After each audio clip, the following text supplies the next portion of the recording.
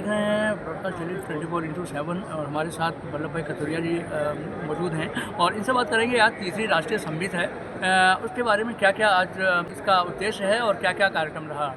कथुरिया जी, क्या कहना है आज के प्रोग्राम के बारे में आपका? आज हमने एक नेशनल समिट का आयोजन किया है जिसमें काऊ एंड पंचगव्य इकोनॉमी को ध्यान में रखते हुए गौ माता हमारे लिए हमारे देश की अर्थव्यवस्था की रीढ़ है।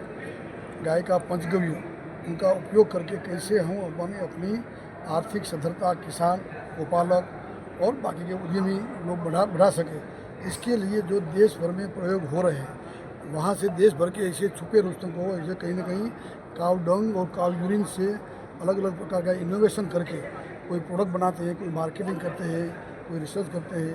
तो ये सबको यहाँ एकत्र लाए हैं और उसके आधार पर गौ माता की केवल रक्षा न हो लेकिन गौ पालन और गौ आधारित समाज व्यवस्था को बढ़ाने के लिए गौ आधारित कृषि, आरोग्य में जो रोल है, एनवायरनमेंट प्रोटेक्शन में आजकल जो डिजास्टर हो रहे हैं तो डिजास्टर रिडक्शन के लिए गौ माता का काव डंग और काव यूरिन का रोल, पंचगव्य जो हम यज्ञ हवन करते हैं, ये सब में विज्ञान को साथ में जोड़ करके साइंटिफिक एविडेंस के साथ अपने देश में जो अलग अलग प्रयोग हो रहे हैं, कहीं ना कहीं एंटरप्रेन्योर है, कहीं ना कहीं रिसर्च, इन सबको यहाँ एकत्र लाए हैं।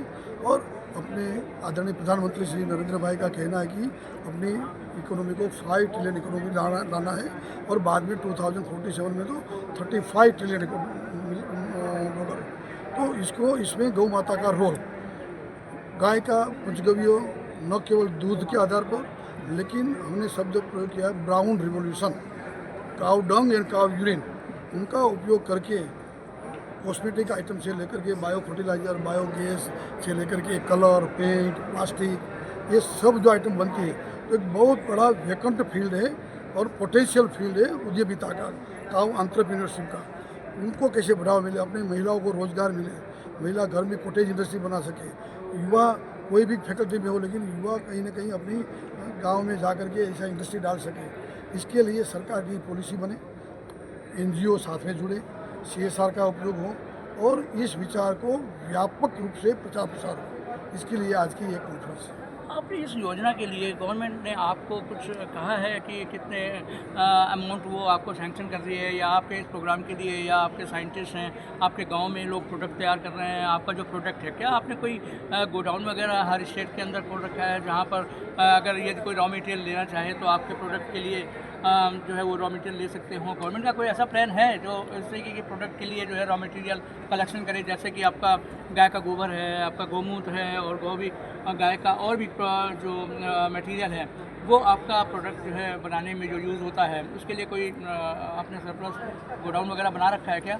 पहली बात तो ये है कि ये हमारी मदर NGO है GCCI, जो देश भर में ऐसी NGO, कोई एंटरप्रेन्योर, कोई गौ सेवक, गोपालक अपने अपने तरीके से कोई ना कोई एंटरप्रेन्योर बिजनेस, इंडस्ट्री या तो मैन्युफैक्चरिंग कर रहा है, मार्केटिंग कर रहा है, वो सबको हम प्रोत्साहित कर रहे हैं। वो अलग अलग रूप में जहाँ जहाँ कोई सरकार की स्कीम, कोई स्टेट गवर्नमेंट की है, कहीं सेंट्रल गवर्नमेंट की है, उनका वो अपने प्रोडक्ट के अनुसार कोई अपनी MSME में फिट होती है, कहीं टूरिज्म में फिट होती है, कहीं एनवायरनमेंट मिनिस्ट्री में फिट होती है। लगभग कितने राज्यों के साइंटिस्ट आए होंगे यहाँ पर, या आपके जो करीब 18 राज्यों के लगभग साइंटिस्ट, उद्यमी, टीचर्स, प्रोफेसर्स, गोपालक और ऐसे युवा, महिला जो एंटरप्रेन्योर गाय के बारे में कुछ न कुछ गौ रक्षा का भी काम करने वाले, गोपालन का भी काम करने वाले, गौ आधारित उद्यमिता में एनवायरमेंटल प्रोटेक्शन के भी काम करने वाले, कहीं ना कहीं हेल्थ में काम करने वाले, मेडिसिन बनाते हैं, ये सब लोग आए हैं। इस काऊ प्रोडक्शन के प्रोडक्ट के लिए कितने MSME काम कर रही हैं आपके? MSME मैं मानता हूँ कि पूरे देश में ऐसे 10,000 से ज़्यादा MSME अलग अलग गाँव में छोटे छोटे, कोई कॉटेज इंडस्ट्री के रूप में, कोई सेल्फ हेल्प ग्रुप के महिला के रूप में, कहीं ना कहीं कोई प्राइवेट लिमिटेड, कोई ना कोई ट्रस्ट। अभी गिरिराज सिंह की एक प्रेस कॉन्फ्रेंस हुई थी, उसमें उन्होंने कहा था कि हम 10 करोड़पति महिला, 10 करोड़पति दीदियाँ हम पैदा करने वाले हैं। उस स्कीम में आपके जो NGO है वो कहाँ तक सक्सेस है? बहुत योगदान बड़ा है। हमने जब गौमय दीपावली अभियान शुरू किया तो गांव-गांव में गौशाला वालों ने अपने गौमय दीपक बनाए और कहीं ना कहीं 1-1 लाख दीपक बनाए हैं जो जैसे कि गंगा आरती में यूज हुआ, कहीं ना कहीं यमुना आरती में हुआ, कहीं ना कहीं हरिद्वार में हुआ, तो ऐसे एक माहौल बना। तो ये तो दीपक की बात है। हमने गौ में गणेश अभियान शुरू किया, तो गणेश की मूर्तियाँ बनी, गौ में गणेश, लक्ष्मी और गणेश दोनों की थी।